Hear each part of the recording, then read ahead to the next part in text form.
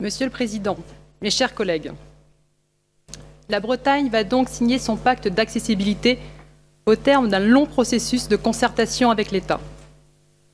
Un processus entamé à la suite de l'abandon du projet de l'aéroport de Notre-Dame-des-Landes, qui aboutit dans un contexte anxiogène, marqué par les difficultés à parvenir à un accord sur le Brexit. Ces deux événements, d'ailleurs, viennent rappeler combien notre région est vulnérable en raison de son caractère périphérique. Combien aussi le défi de son accessibilité est un enjeu vital et un combat permanent.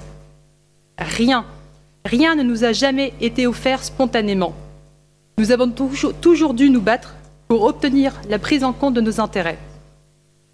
Ainsi, sous le Second Empire, il fallut un vaste mouvement de mobilisation des classes dirigeantes bretonnes pour que la Bretagne, qui souffrait alors d'un soutien. Pourquoi je me permets ce rapide rappel historique? Pour rappeler, Monsieur le Président, que l'enjeu de l'accessibilité jalonne l'histoire de notre région depuis le Second Empire. Et c'est pour cela que je parlais en introduction de mon propos de combat permanent. Alors, évidemment, la Bretagne n'est fort heureusement plus dans la triste situation où elle se trouvait au milieu du XIXe siècle. L'État n'est pas non plus cette puissance tutélaire omnipotente aux ressources financières quasi illimitées qu'il était à l'époque de Napoléon III ou de Charles de Gaulle.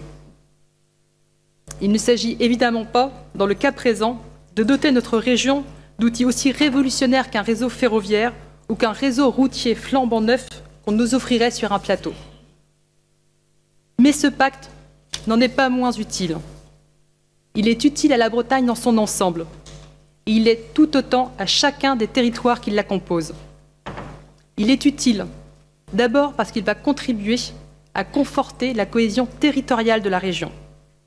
À titre d'exemple, l'accélération des travaux de mise en 2x2 voies de la RN 164 qui constitue un puissant levier de désenclavement pour tout le centre Bretagne. Il est utile aussi parce qu'il contient plusieurs avancées de nature à favoriser l'ouverture de notre région sur le monde. Je pense en particulier à tout le volet aéroportuaire du document qui vise à accompagner les aéroports de Brest et de Rennes dans leur stratégie de montée en puissance et dans leur projet de développement à l'international. Il est ensuite utile pour l'attractivité de nos places portuaires, et je pense en particulier à celles du littoral nord, Brest, Roscoff et Saint-Malo. On sait leur potentiel de développement, mais aussi combien celui-ci peut être menacé par un Brexit dont nul à ce jour ne peut encore précisément mesurer les conséquences. Il faut se réjouir à ce propos, dans cette optique de l'engagement de l'État, de tout mettre en œuvre afin de garantir une fluidité optimale des échanges transmanche. Ce pacte est utile encore parce que concrètement, il doit permettre, à plus ou moins longue échéance, de rapprocher Quimper et Brest de Paris et par conséquent de l'ensemble de l'Europe. Il est utile, enfin, parce que du fait des avancées obtenues sur la section ferroviaire Rennes-Redon, nous allons pouvoir densifier nos liens entre la Bretagne administrative d'une part, Nantes et la Loire-Atlantique de l'autre. Et suffisamment de vœux ont été votés sur la question dans cet hémicycle pour ne pas se réjouir d'une telle évolution. Oui, ce pacte est utile, incontestablement. Cela ne signifie évidemment pas qu'il soit parfait. Nous devrons donc continuer à nous battre pour obtenir des réponses adaptées sur les enjeux qui restent en suspens, dont certains sont essentiels pour le rayonnement futur de la Bretagne. Mais globalement, ce pacte a le grand mérite de ne laisser personne sur le bord du chemin.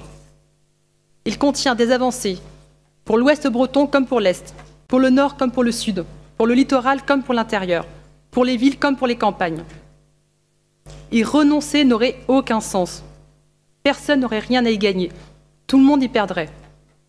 Et redisons-le, ce n'est pas la fin de l'histoire. À ceux qui disent que ce texte manque d'ambition et de perspective, je réponds qu'il a lieu de considérer ce pacte non comme une ligne d'arrivée, mais comme une ligne de départ à partir de laquelle on peut avancer. Il appartiendra à d'autres que nous, demain, après-demain, de poursuivre ce combat. Mais pour ce qui nous concerne, sachons déjà consolider les acquis que nous avons obtenus de haute lutte et les faire fructifier. En procédant ainsi, nous rendrons un grand service à la Bretagne. Trugaré, Decoeur, merci.